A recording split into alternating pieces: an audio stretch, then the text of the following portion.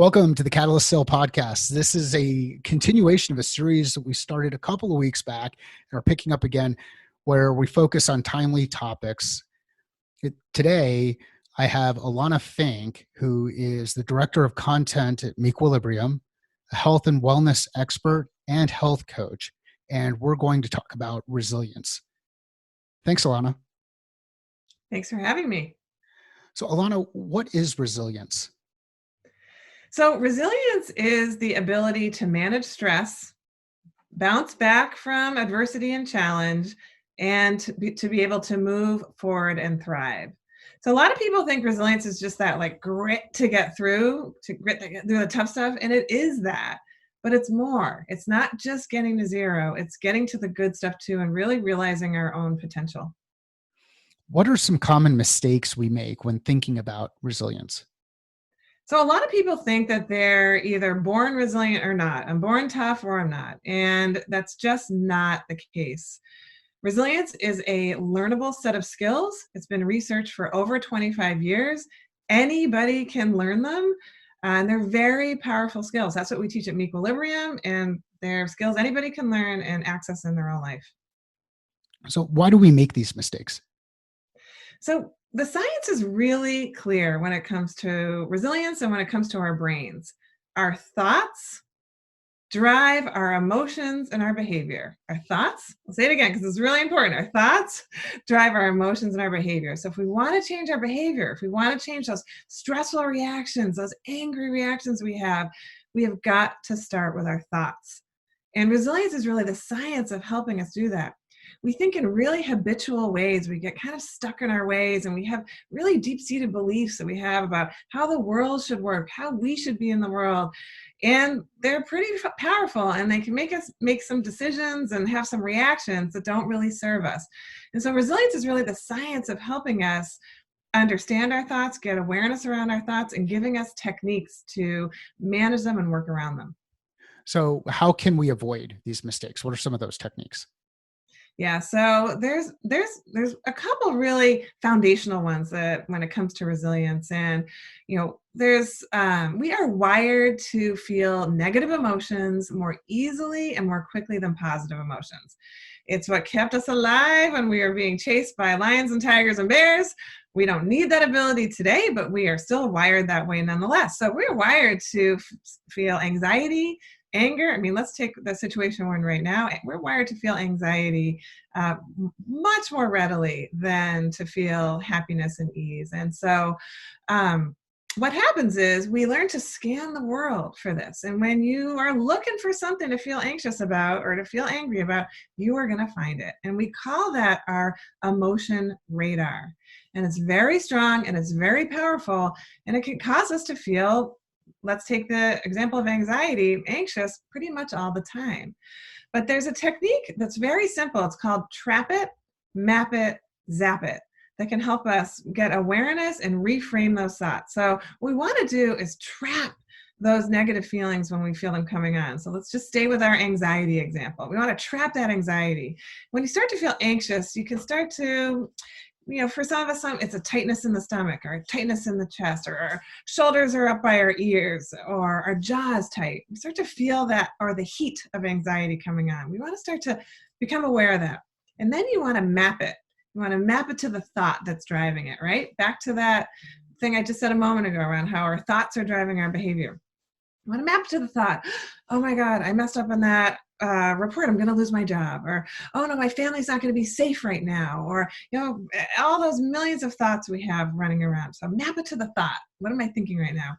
And then you want to reframe it. You want to zap it. You want to reframe it, right? Because 9 times out of 10, we're going to think the situation is worse than it is, or imagine the worst case happening. So we want to pull ourselves back. You made a mistake on that client call, that report.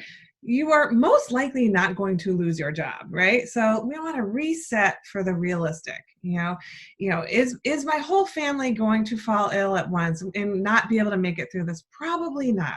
Something could happen, but we will make it through. So we want to reset for the realistic. So trap it, map it, zap it. Trap that emotion, map it to a thought, and zap it, reframe that thought. How does this change when thinking about resilience in the context of working from home or remote work? Yeah. Well, so the Trap It, Map It, Zap It can be used, in any context of your life, in your personal life, in your work life, and this is something that you can do 100 times a day, and it becomes automatic once you get used to it. You're like, oh, I feel that anxiety coming on. Oh, what am I thinking? And then you just becomes automatic. But when we think about resilience and remote work, there are some things that come to mind that can be really helpful. One of the core foundational factors of resilience is around empathy.